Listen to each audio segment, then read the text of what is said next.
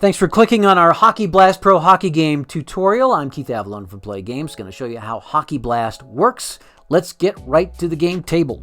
You can see we've got two teams set up here that come with the game. 2014-15 Tampa Bay, 2014-15 Chicago, blue, red. You can see Chicago's players are all spread out, though. Tampa Bay's players are lined up in stacks. You will choose your players.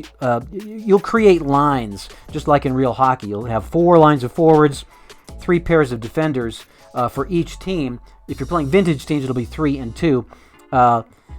This would be a really good time to point out that there are actually 2 different ways of playing the game. One game is to leave them spread out like this so you can see all the players and not have to move the players manually in their stacks. For that purpose, we have a separate set of game boards.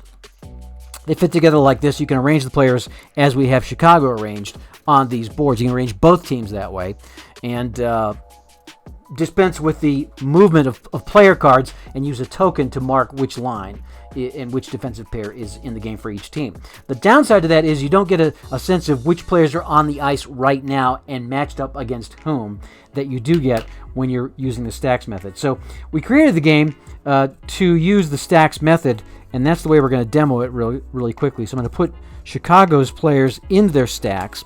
The stacks are such that the top guy in the stack is the top line player, the second guy in the stack is the second line player, and so on for both lines of forwards and defensive pairs.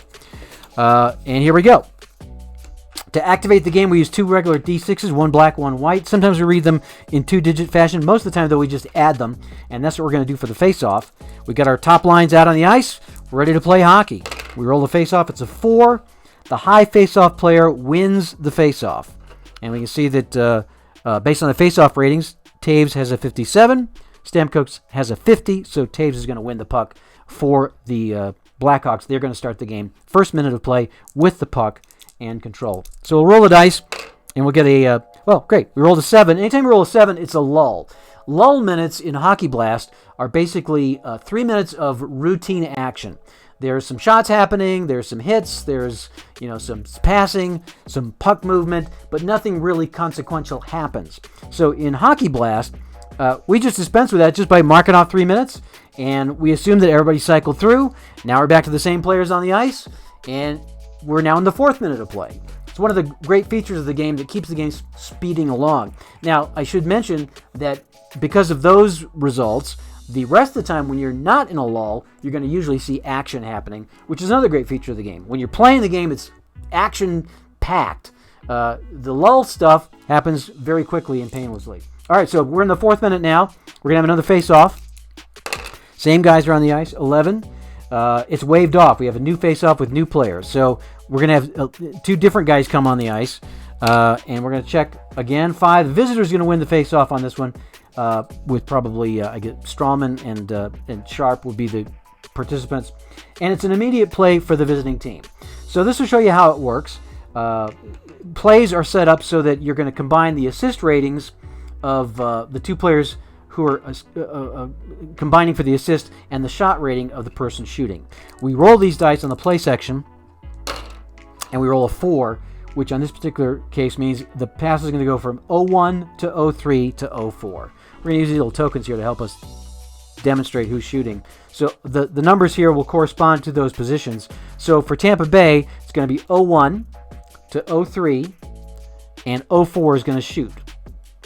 So Kucherov passes to Stamkos, and Strawman's taking the shot. We're going to add up the assist ratings of Stamkos and Kucherov. You see Kucherov has a star. Stamkos has an outline star, which means that is only going to come into play when there is momentum, which is not the case right now. So it'll be a 1-star assist, no stars in the shot. So it's not a great shot for Strawman.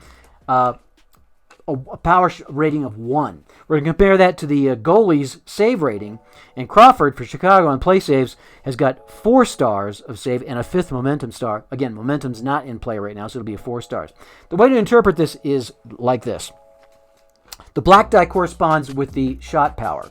So in this case, we have to roll a 1 on the shot power die in order for the shot to have a chance of going in. In addition, we have to roll outside the goalie's save rating, which in this case would be a 5 or a 6. So for this shot to be good from Strawman, we have to roll a black 1 and either a white 5 or a white 6. Let's see if it goes in. Not likely, but it could happen.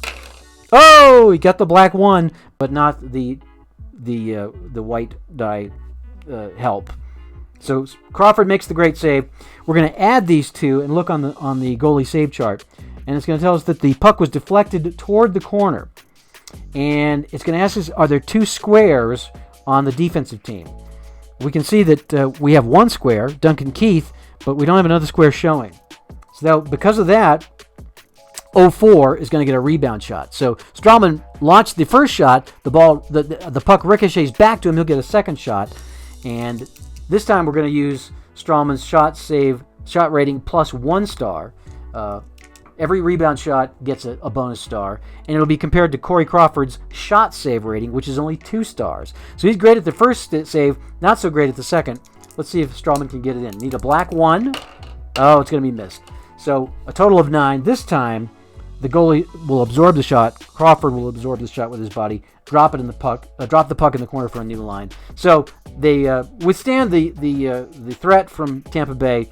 Crawford drops the puck, and now the lines will change, and that will go like this. We'll take the top guy, put him on the bottom, and we'll do that for each of the players.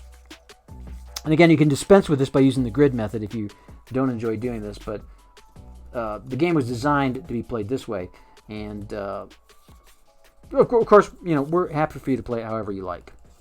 Let's move these tokens off, which were designed. So now we're set up for the 5th minute of play.